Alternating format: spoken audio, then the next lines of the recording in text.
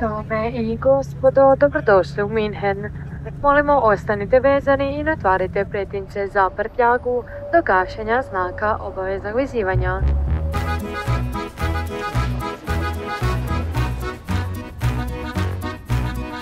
Dragi gledatelji Koordinacije, dobrodošli u Bavarsku, dobrodošli u Minhen, treći grad po veličini u Njemačkoj, odmah iza Berlina i Hamburga, grad koji broji nešto više od 1,5 milijuna stanovnika, od kojih je čak 50.000 Hrvata. To vam je kao da gradove veličine Pule, Karlovca i Slavonskog Broda prebacite u Minhen. Ali zašto je Koordinacija u Minhenu? Minhen je dom Oktoberfesta, najvećeg svjetskog festivala piva, a dom je i bavarske pive. Ali Minhen je i dom najvećeg svjetskog sajma građevinskih strojeva. I zato smo tu. Dobrodošli na Baumu!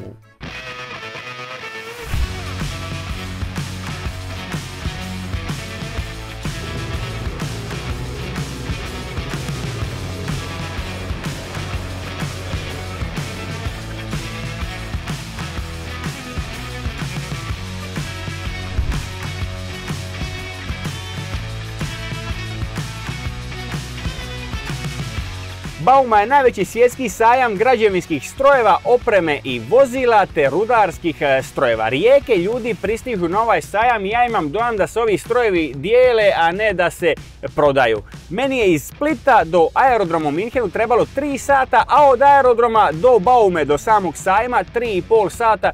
Eto, to vam sve govori koliko je popularan ovaj sajam, a jasno i zašto. Well, we expect around 550,000 visitors this time. The last show we had 495,000 visitors. It is a huge media crowd here, international, but also, of course, from Germany. We expect around 1,000 media journalists from all over the world. To vam je površina 10 Allianz Arena, 89 nogometnih igrališta ili Hipodrom IPO u Zagrebu. Znate vi za koliko bi to Thompson napunio? 3 ili 4 dana. 3, ne više. We see the big success because we have so many companies which still would love to be here, but we cannot allocate them because the space is not enough which we have. We have many hundreds companies on the waiting list still, and we have now meetings with customers here. They ask already for more space for the next show. So the demand is very high, so the show is very successful, I think. We wanted to come and check all the stands and the things that are new here and that are related to our industry, that is the trenching. And pretty much it's been wonderful. And for me, it's a so amazing experience. I can see equipment for everyone, every place, and talk with professionals everywhere. So it's so rich for me. It's so interesting. I'm so excited to hear and see many companies, and I'm so curious about our competition, our company. In your personal opinion, can you name the top 3 things you saw this year on the Bauma? Yeah. When you see the show, there are some outstanding exhibits outside. So, for example, the largest and most heaviest equipment is a big crawler crane from Tadano, nearly 1,000 tons. But there are also mining equipment from Liebherr and from Komatsu, big mining trucks and also mining excavators with also 900 tons. It's really worth seeing it here.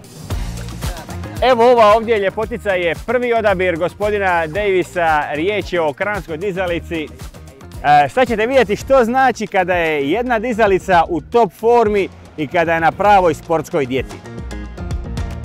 And the maximum lifting capacity in this configuration now will be 1,250 tons. Everybody always looks at the boom, but the power must go to the ground, the weight. Zanimljive igračkice za razna iskapanja. Pa evo s ovom kašikom ovdje bi nahranili krdo slonova kod šale. Mining trucks specifically contribute a significant portion of the global emissions of CO2, right? So I believe it's 7%. So any way we can get that value to zero plays a large role on the global scale.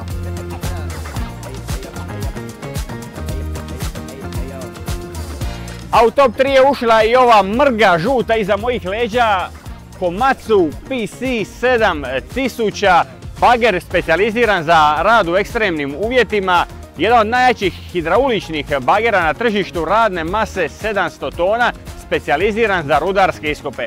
Mrga, nema šta.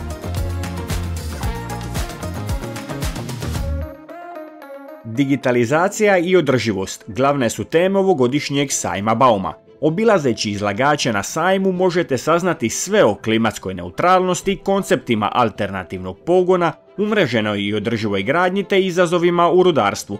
Posjetitelji mogu vidjeti brojne inovacije, drugim riječima mogu zaviriti u budućnost koja ih očekuje.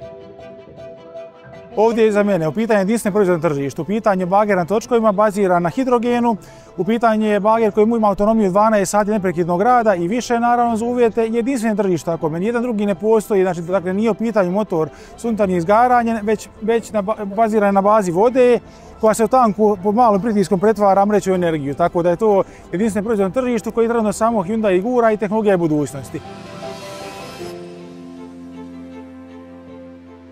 Na sajmu me posebno oduševljavaju ove interaktivne stvari putem kojih se i laici poput mene u građevini mogu uputiti u srž građevinske struke i inovacija. Simulator za bager. Kroz 2 sata ja bih naučio voziti bager. Podsjeća me na simulator na Pomorskom fakultetu u Splitu koji sam vidio gdje je student učio voziti brod. Pa ja učim voziti bager. Sad ćemo mi sezonu odraditi. Kopa se po Splitu. Ajmo dole. Grabi. Grabi, dobar. Obilazeći Baumu mogli smo često čuti ljude kako razgovaraju hrvatskim jezikom. I za hrvatske građevinare Bauma nezaobilazna stanica. Pa mislim da je dosta produktivno, ljudi dođu i privatnom aranžmanu i poslovnom i onda razgovor teče u nekom drugom smjeru, dođu ciljano nešto vidjeti i naši inženjeri i dečki mogu pokazati na licu mjesta sve te novitete i neke stvari koje, recimo, jer imaju dovoljno vremena da se može uspostaviti kontakt. Mi imamo jako puno posjetitelja u toku ovih tjedan dana. Recimo, konkretno mi iz Hrvatske smo s 5 inženjera tu i mi jednostavno imamo full time job. Pa meni je ovo drugi put da sam na Baumi. Kao posjetitelj vrlo je korisno svakom inženjeru doći na ovakvo izlaganje, što bi se reklo, od iglice do lokomotive, i bilo bi dobro da svaki inženjer građevinarstva dođe na ovako izlaganje strojeva, opreme koja se danas nudi na razini cijelog svijeta, Europe. Došli smo do kraja ovog intenzivnog dvodnevnog boravka na Baumi. Naš program za praćenje koraka nam govori sljedeće. Prvi dan smo prehodali 22.000 koraka, drugi dan 21.000 koraka, 43.000 koraka ili 35 kilometara. Eto, toliko smo prošli, to vam je udaljenost od Splita do Sinja ili od Zagreba do Marije Bistrice, a jedno malo hodočašće ovdje u Minhenu. Noge bole, ali isplatilo se. Bauma, te quiero! Bauma, gostei muito de participar. Bauma, 사랑해요.